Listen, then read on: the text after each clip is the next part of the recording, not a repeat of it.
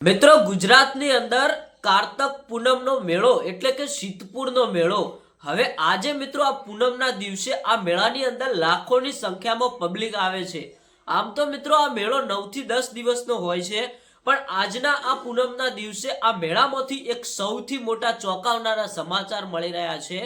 મિત્રો આ મેળો ઉત્તર ગુજરાતની અંદર ખૂબ જ ફેમસ એટલે કે આ સિદ્ધપુર કારતકનો મેળો હવે આ મેળાની અંદર લાખોની સંખ્યામાં પબ્લિક આવે છે અને મિત્રો આ મેળો ગુજરાતની અંદર અત્યારે હાલ સૌથી મોટામાં મોટો મેળો ગણીએ તો કે આ સિદ્ધપુરનો મેળો।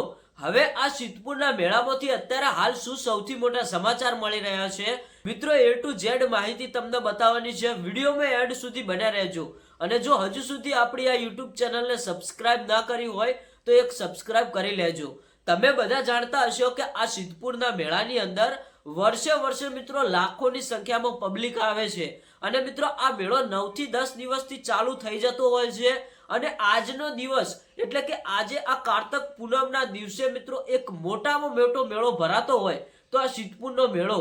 હવે આ ચોંકાવનારા સમાચાર શું છે તો મિત્રો આ મેળાની અંદર તમે બધા જાણતા હશો કે મોટી મોટી ચગડોળો લગાવેલી હોય છે, અમુક મોટા એવા હિંચકા લગાવેલા હોય છે અને આ મેળો મિત્રો રાત દિવસ ચાલતો હોય છે। હવે આ મેળાની અંદર તમે ચગડોળમાં બેસો કે કોઈ પણ મોટા હિંચકામાં બેસો તો તમારે સૌથી મોટું સાવધાન રહેવાનું છે, ધ્યાન રાખવાનું છે, કારણ કે હમણાં જે તરણેતરનો મેળો ગયો એમાં ભાઈ એક દીકરી ચગડોળમાં બેસી અને અચાનક પડી ગઈ અને તેનું અવસાન થઈ ગયું। હવે એવું આ મેળાની અંદર ન થાય એ તમારે ખાસ ધ્યાન રાખવાનું છે। અત્યારે હાલ તો મિત્રો આ મેળાની અંદર ફૂલ સેફટી છે।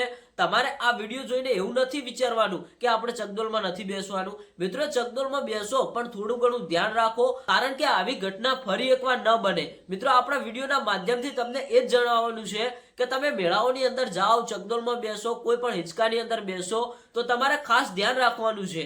વિડીયો થોડો ઘણો પસંદ આવ્યો હોય તો તમારા મિત્રોને શેર કરજો। બસ આજના માટે આ માહિતી, મળીએ એક નવા વિડીયો સાથે।